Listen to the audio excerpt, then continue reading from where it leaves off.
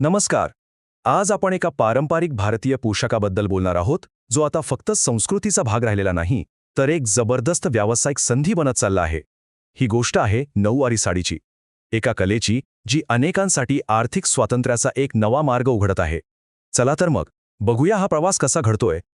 खरं तर ही एकच कल्पना या संपूर्ण बदलाच्या अगदी केंद्रस्थानी आहे. ही कल्पना संस्कृती आणि उद्योजकतेला इतक्या सुंदर प्रकारे एकत्र आणतीये. हे फक्त कपडे शिवण्यापुरता नाहीये, तर आपल्या परंपरेला जपून स्वतःच्या पायावर उभं राहण्याबद्दल आहे. चला तर मग सुरुवात करूया एकदम मुळापासून. नऊवारी साडी म्हणजे फक्त एक पोशाख नाही, ती एक गुंतागुंतीची कला आहे, महाराष्ट्राचा एक मोठा सांस्कृतिक वारसा आहे. आणि आता ह्याच कलेला एक नवी ओळख मिळत आहे. आता बघा, नऊवारी साडी बनवणं हे कौशल्याचं काम आहे. म्हणजे त्यात अचूक माप घेण्यापासून ते कापडाची निवड, कटिंग आणि शिलाईपर्यंत प्रत्येक गोष्टीत एक प्रकारचं कसब लागतं. म्हणूनच ती फक्त एक साडी नाही, तर एक कलाकृती आहे. आणि इथेच तर खरं आव्हान आहे. ही कला खूप सुंदर आहे, यात काही शंकाच नाही, पण ती शिकण्यासाठी आणि त्यात एकदम परफेक्ट होण्यासाठी विशेष कौशल्य लागतं. अनेक लोकांसाठी, विशेषतः महिलांसाठी, हे कौशल्य मिळवणं एक मोठा अडथळा ठरतो. मग यावर उपाय काय? तर हा जो अडथळा आहे तो दूर कसा होतोय ते आता पाहूया.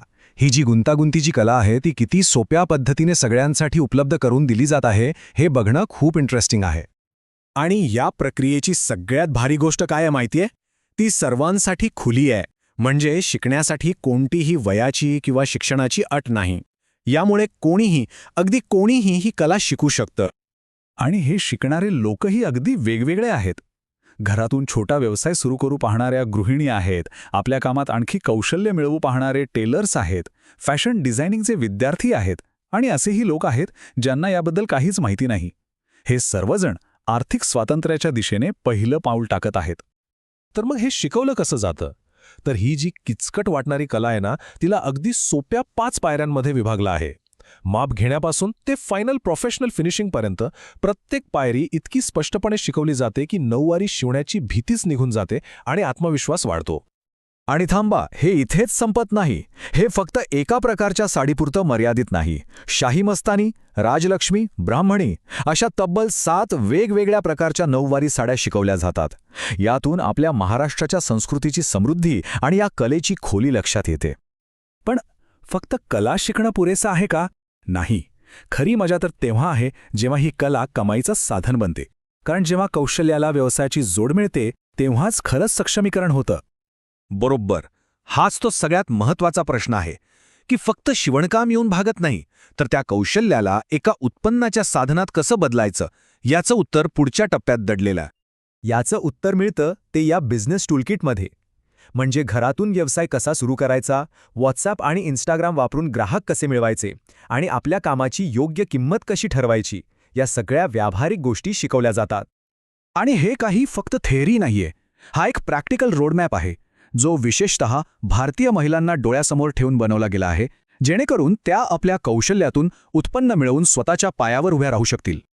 तर या सगळ्याचा अंतिम परिणाम काय होतो, हे शिकण्याचं आणि व्यवसायाचं मॉडेल लोकांच्या आयुष्यात काय बदल घडवतं ते आता पाहूया. हा आकडा बघा जरा. 1 लाखाहून अधिक गिफ्ट अँड आर्ट या ब्रँडच्या यूट्यूब चॅनलचे सबस्क्रायबर्स आहेत. ही फक्त एक संख्या नाही, तर एका मोठ्या आणि विश्वासू समुदायाचं प्रतीक आहे, ज्यांचा या कलेवर आणि ती शिकवण्याच्या पद्धतीवर प्रचंड विश्वास आहे.